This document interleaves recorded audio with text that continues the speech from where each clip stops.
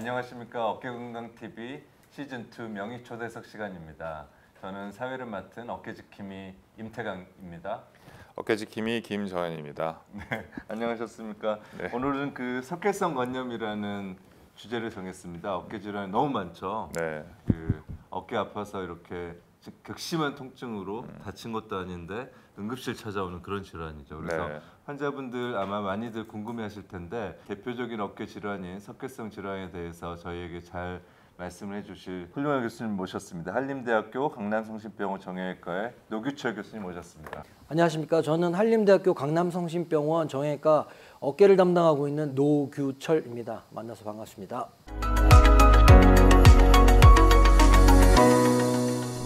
네, 교수님. 석회성 건염 환자들 많이 오시지 않습니까? 아, 많이 오죠. 3대 질환 아닙니까? 3대 질환인가요? 그럼요. 어깨 3대 질환, 네. 회전근육 파열, 네. 오십견, 네. 오늘 주제인 석회화 건염 아닙니까? 아, 오, 3대 그렇군요, 질환. 역시. 3대장. 그래서 석회성 건염은 어떤 질환인지 간략히 설명 부탁드리겠습니다. 놀라운 병이죠. 힘줄 안에 돌이 찬다. 깜짝 놀라세요. 네, 그렇습니다. 제 어깨에 돌이 있다고요? 제가 콩팥이나 뭐 다른 데 돌이 있다는 얘기는 들어봤지만 어깨 힘줄에 관절에 돌이 있다는 얘기는 처음 들어봤다.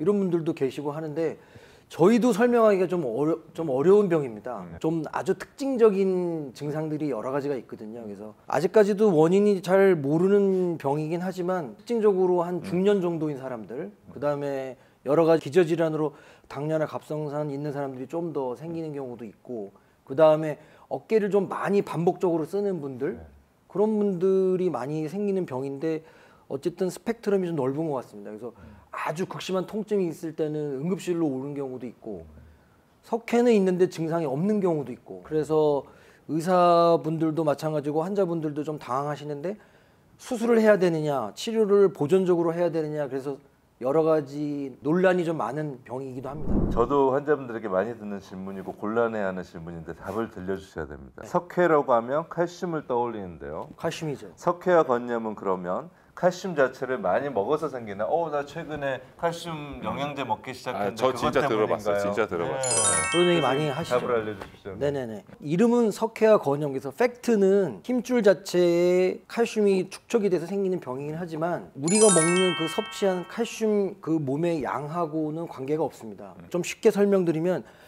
이 세포 안에 칼슘이 들어오고 나오고로 인해서 이 대사가 발생되는데 정상적으로는 세포 안에 칼슘이 생기지 않고 세포 바깥에 칼슘이 있게 되거든요. 근데 어떤 자극이 되거나 그러면 이게 칼슘이 세포 안으로 들어가게 돼서 대사가 생기게 되는데 그 칼슘이 안으로 바깥으로 이동하게 조절하는 이런 세포들의 기능이 이상이 있어서 칼슘이 자꾸 세포 안으로 축적되게 되는 거라고 이렇게 밝혀져 있습니다.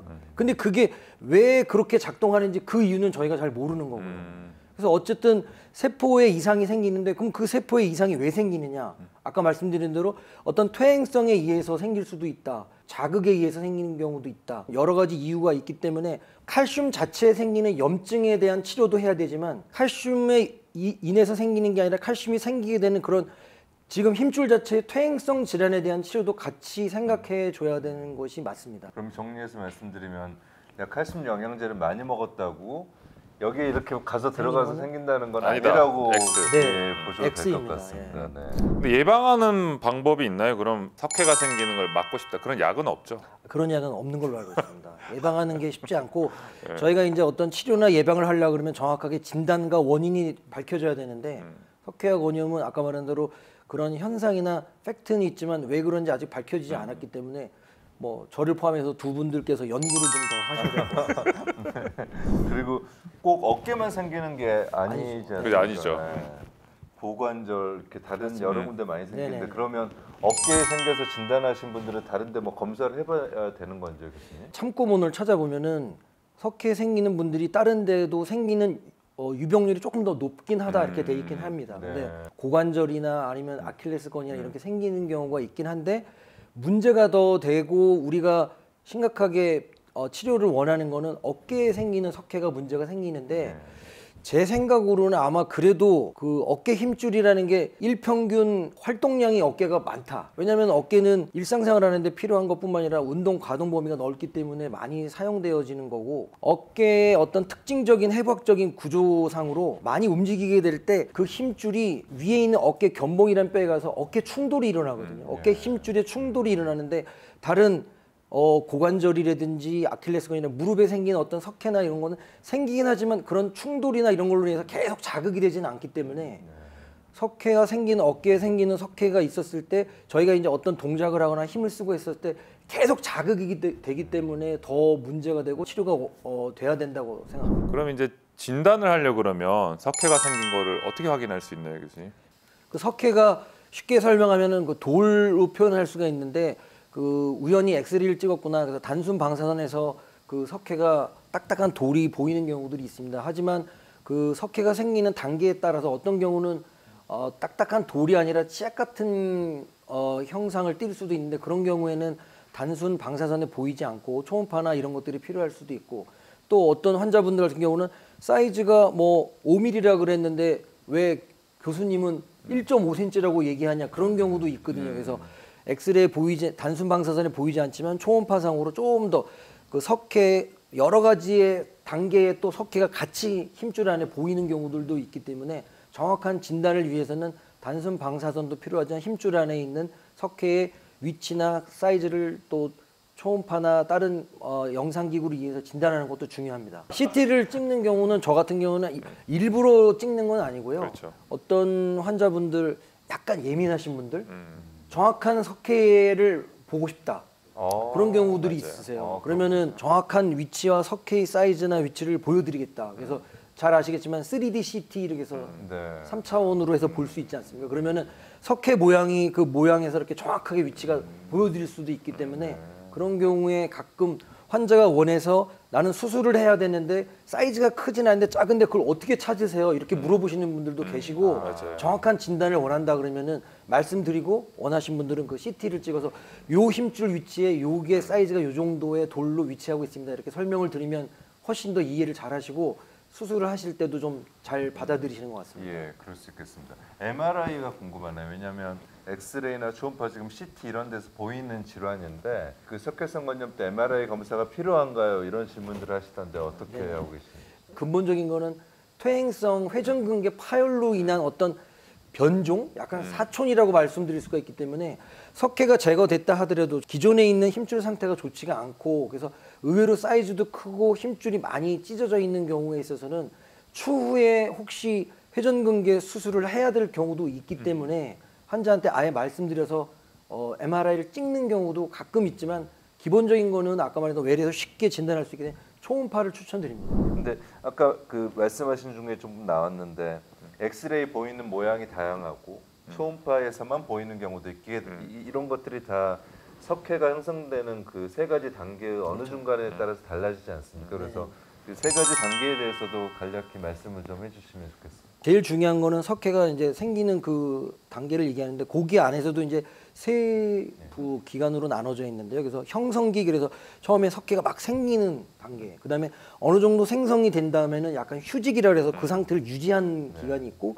그 다음에 그게 석회가 점점 흡수되는 시기가 있습니다. 그래서 형성이 될 때는 아까 말씀드린 대로 엑스레이 단순 방사선에 보이는 것처럼 이렇게 경계가 좀 동글동글하고 밋밋하고 조약들처럼 이렇게 생겨져 있고요. 그래서 단단해서 엑스레이에 잘 보이는 경우가 많고, 그것들이 이제 휴지기를 지나서 흡수기가 되면은 끝에가 좀 뾰족뾰족하기도 하고, 하얗게 생겨있던 조약돌들이 약간 좀 현무암처럼 약간 이렇게 희끗희끗한 게 좀 거무스름해지면서 경계가 사라지면서 흡수되는 그렇게 돼 있어서 모양을 보고서도 이제 시기를 좀 알 수가 있는데, 그 흡수기가 됐었을 때 병원에 이제 특히 응급실로 방문하시는 경우는 그 흡수기로 찾아오는 경우들이 많이 있고, 돌이 이제 형성되는 그런 시기에 있어서는 통증 자체는 그렇게 심하지 않기 때문에 오히려 또 보존적 치료나 약간은 좀 지켜보면서 좀 경과를 보는 경우들이 많이 있기 때문에 단순 방사선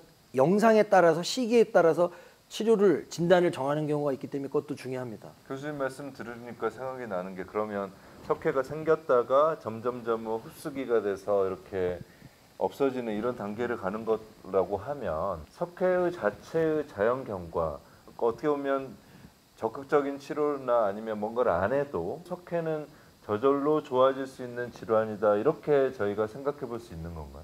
전적 동의하고요. 일단은 보존적 치료로 하는 게 절대적으로 맞다고 생각하는 이유가 석회가 지금 말씀하신 것처럼 그런 생성이 된 후에 흡수가 돼서 없어지는 경우가 많기 때문에 석회 자체의 염증은 분명히 줄어들 것이다. 하지만 이제 석회가 생기는 원인이 퇴행성이라든지 어떤 외상으로 인해서 힘줄 손상도 있지만 석회와 동반돼서 생기는 2차적인 증상들이 상당히 많이 있거든요. 2차적인 병변으로 인해서 합병증이 생기거나 통증이 조절이 안 된다 그러면은 추가적으로 뭐 수술이나 다른 뭐 석회를 녹이는 적극적인 시술이나 이런 것들이 필요할 수도 있지만 근본적인 치료 원칙은 지금 그 병리적으로는 일단 보존적 치료를 하면서 통증 조절하면서 치료하는 것이 맞다고 생각합니다. 저는 환자들한테 감기라고 얘기하면 다르게 표현합니다. 감기 아니 왜냐하면 석회가 이번에 이거 없어졌는데 이제 안 생기나요? 또 생기나요? 그걸 물어보시는 분들이 있거든요. 그럴 수 있죠. 그래서 감기가 한번 앓고 나서 완전히 완치되는 게 또 생길 수 있는데 또 생길 수도 있죠. 감기인데도 굉장히 아픈 감기죠. 아, 그렇죠. 그렇죠. 교과서에도 응급실에 오는 거잖아요. 독감도 있어. 그러니까 교과서에도 산통, 아기 낳는 통증이라고 표현이 돼 있기 때문에